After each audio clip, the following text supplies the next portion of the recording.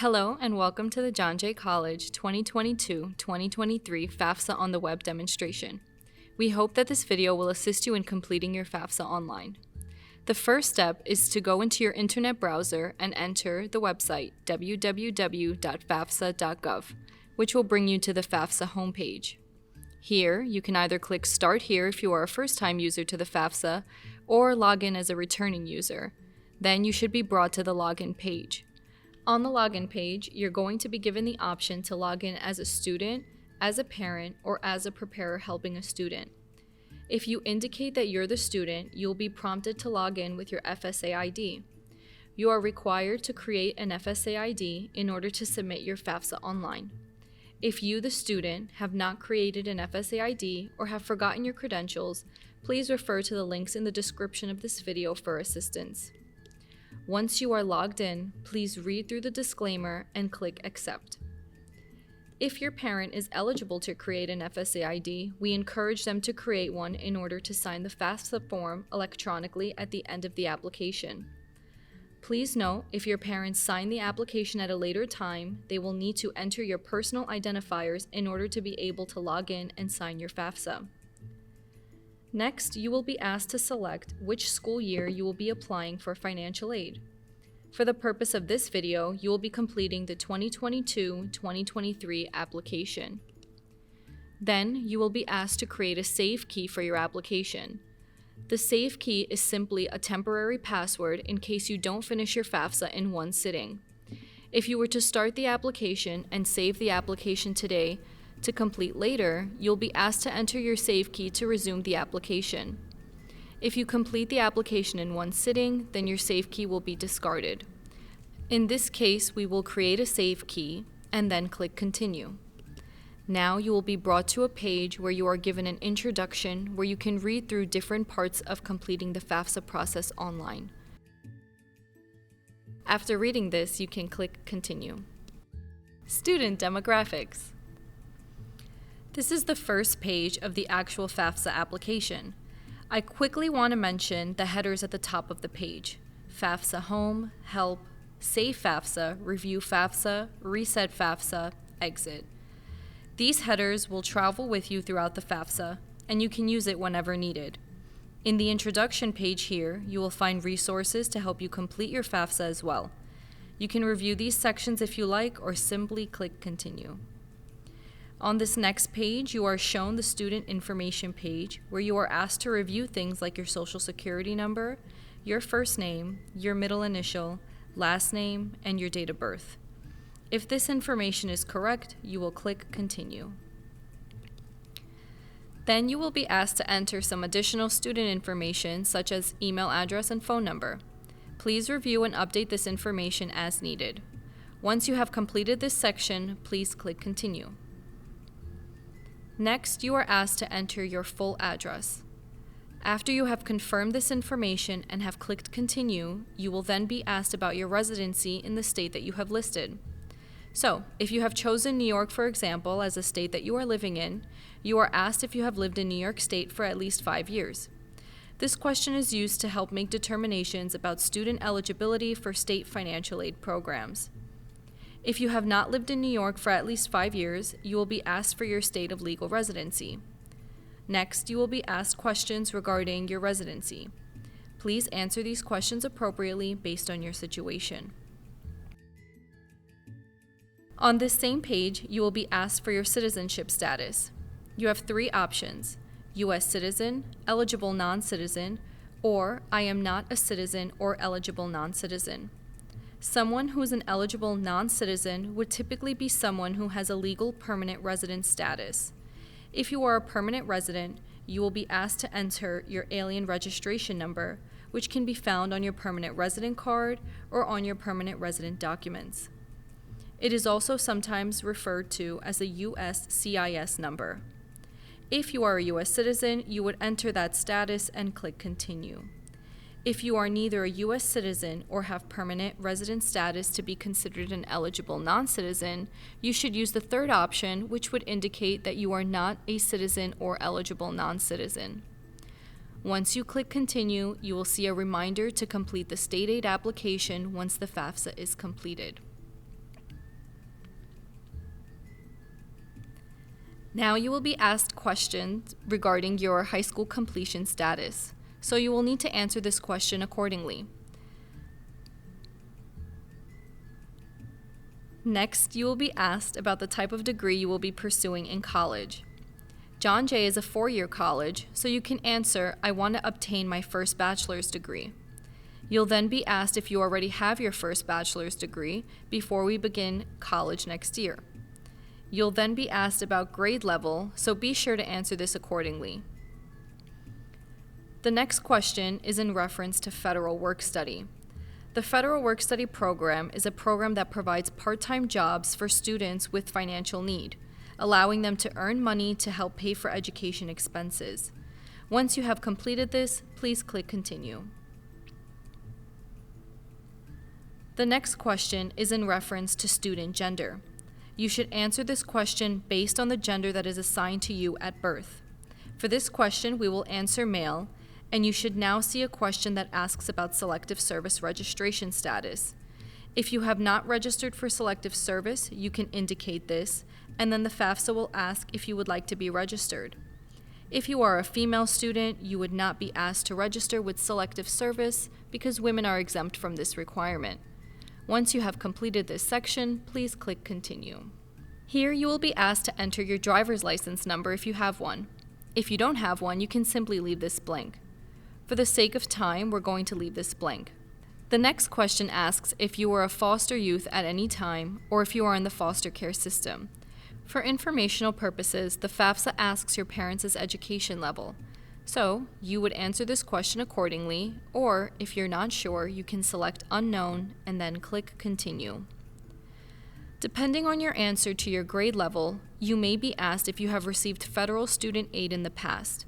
Please answer this accordingly if you have received federal aid previously, and click Continue. School selection. Here you are asked about the high school you attended.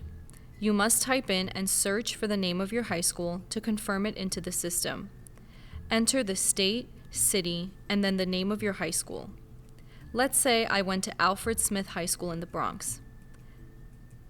Type New York, the Bronx, and Alfred Smith. Click Search, and the system will try to find any high school in the Bronx that has the name Alfred Smith. So my high school is Alfred E. Smith Career and Technical Education High School. So that's the one I'm going to select. You may see other variations of your school's name. You want to choose the one that most accurately identifies your school and then click Continue. Review the information on this page and click Continue.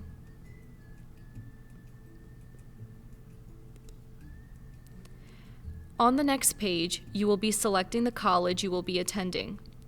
This can be done manually by entering the college's name, city, and state, or you can utilize the college's federal school code. In this example, we will use John Jay's federal school code, which is 002693. Once you have added all the colleges you want to receive your FAFSA, you can click Continue. If you use the school code, be sure to check the box next to the school that you're adding. Now you will see the list of colleges that have been selected. If you listed a school by accident, you could remove them on this page. You can also reorder your schools by priority. You will now be asked about your housing plans. The options here ask whether you are going to be living on campus, with your parents, or in your own apartment away from your parents. Once updated, you can click Continue.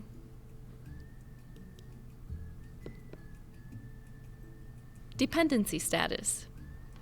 At the start of the Dependency Status section of your FAFSA, you are asked for your current marital status. Please review the options and answer accordingly. Once done, press Continue. Next, you will be asked if you have any dependent children or any other dependents. Answer this accordingly and press Continue. In the next page of the Dependency Status section, you will be asked a series of questions to determine whether you should be considered a dependent or independent student. Please check any of the options that apply to you. If none of these questions apply to you, please select none of the above. For this example, we are going to apply as a dependent student by saying that none of these situations apply. The final question in the dependency section will ask if you are homeless or self-supporting and at the risk of being homeless. If you are unsure how to answer this, please click the question mark for additional information.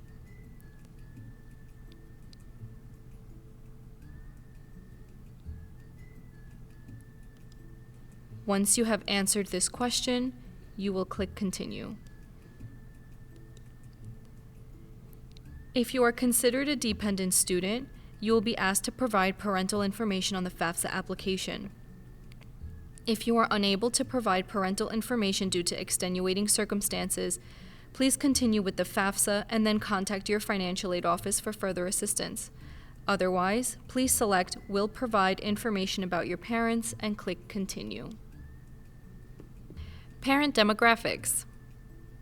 Now that you have determined that you can and will provide parental information, you can review the following criteria to determine whose information you should report in the Parent Demographics and Parent Financials section of the FAFSA form. Once determined, select Continue. On the next page, you will notice the FAFSA will shift from asking student information-related questions to now asking information about your parents. These questions here are all going to be specific to the parents of the student. The first question asks about parent marital status, so you will need to answer this appropriately. Depending on your answer, you may be asked additional information regarding your parents' marital status. Please answer these questions to the best of your ability and then click Continue.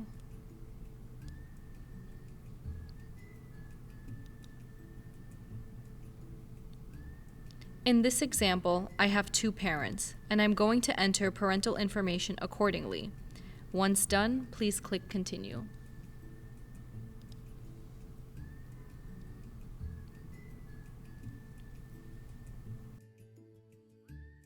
Then, you will be asked which of your parents' information you will be providing. If you are going to use a single parent marital status, the FAFSA will only request information from your custodial parent. If you indicate your parents are married or are unmarried and living together, you would need to provide both parents' information. In this example, I have two parents, and I'm going to enter parental information accordingly. Next, we will be asked about parent legal state of residence. Please answer this accordingly and click Continue. Now we're brought to Parents' Dependents section, where we're going to be able to enter in information about our parents' household size. Please note, do not include yourself in the calculations while answering these questions. The first question asks about dependent siblings, while the second part asks about other household members that will be supported by your parents.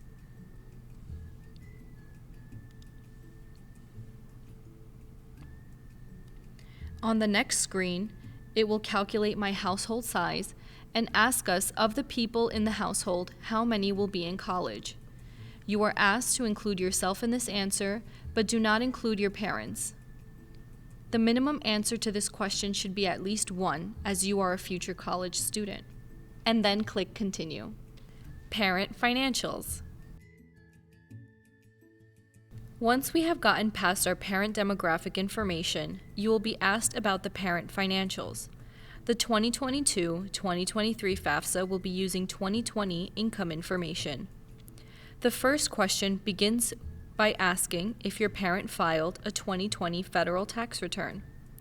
You would answer this question appropriately based on your parents' 2020 income.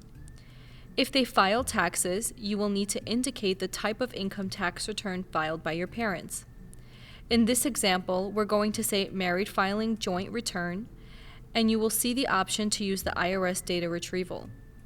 We recommend that data retrieval tool since it allows us to transfer income data from the IRS directly onto the FAFSA application. Please see the link in the description of this video that shows you how to use the data retrieval tool. There are some cases where you may not be able to use the IRS data retrieval tool. If you are not eligible to use the data retrieval tool, you will see a message and you will then be prompted to click Continue so you can enter the tax information manually.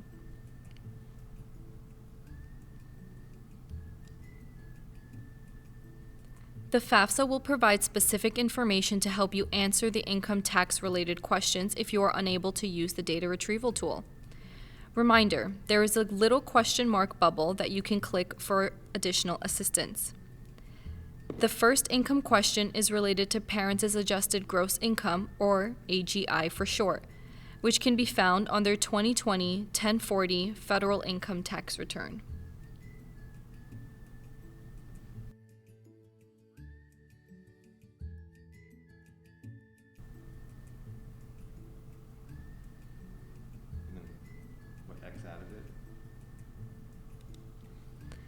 Once you obtain the information, you can click Continue, and you will be asked about your parents' 2020 wages.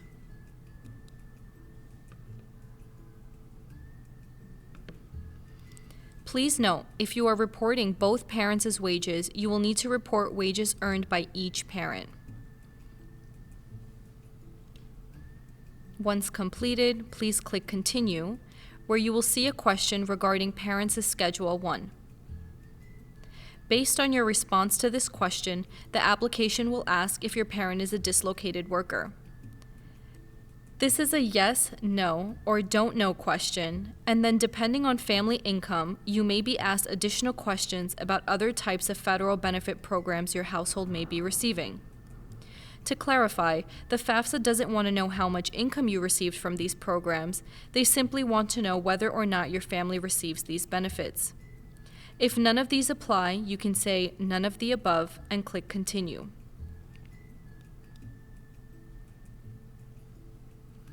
The next question will ask about income tax for 2020.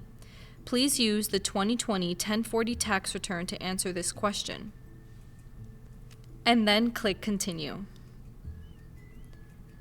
Now you will see additional income questions here.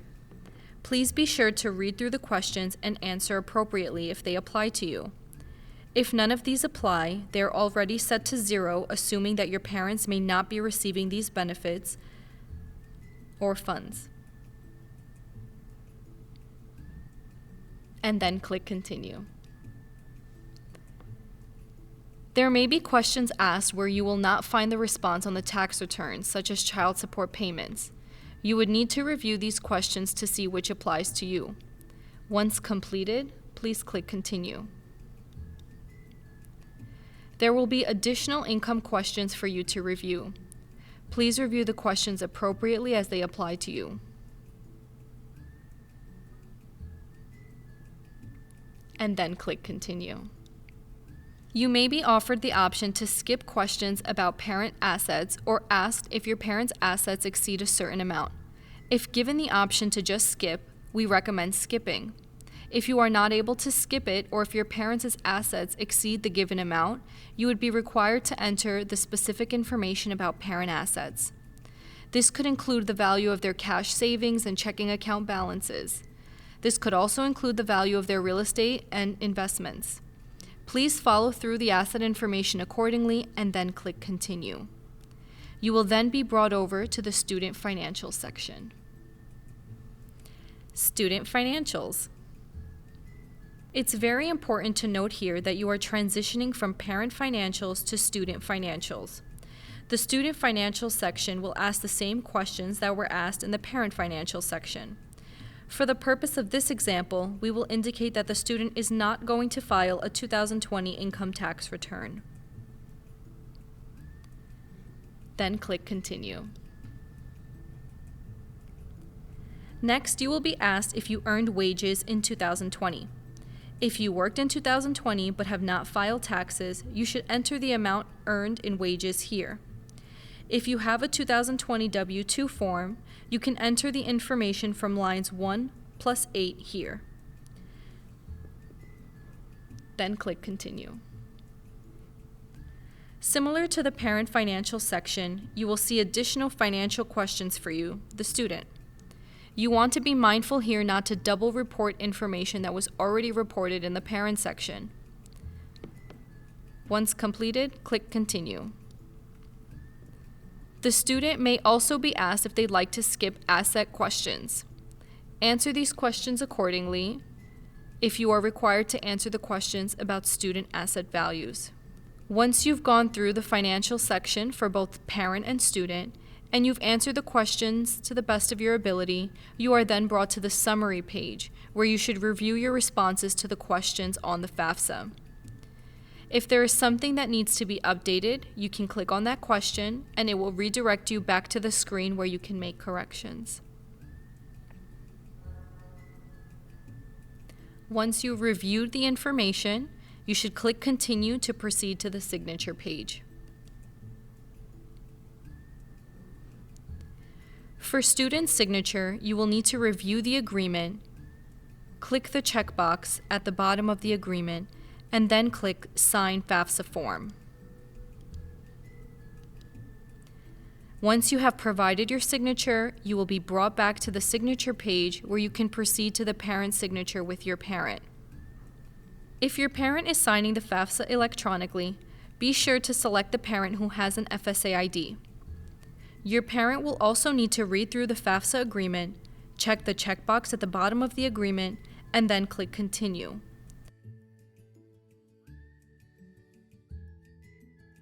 If your parent does not have an FSA ID, for example, a parent who doesn't have a social security number wouldn't have been able to make an FSA ID, you can simply use the other options to sign and submit, which would include printing a signature page. A signature page allows you to sign your FAFSA, but on paper, so it allows you to still submit your FAFSA, but it's not going to be considered signed or processed until the signature page is received.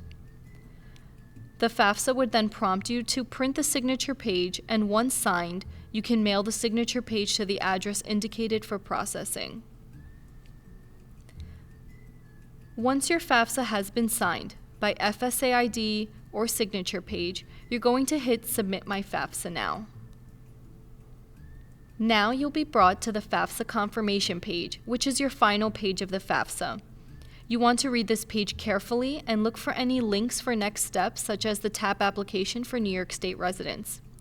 There will be a link on this page that will direct you to complete the state aid application, even though it is not seen here in this demo. You've now successfully submitted your FAFSA. You can log out and return to the home screen, and you'll see that your FAFSA will be in a processing status.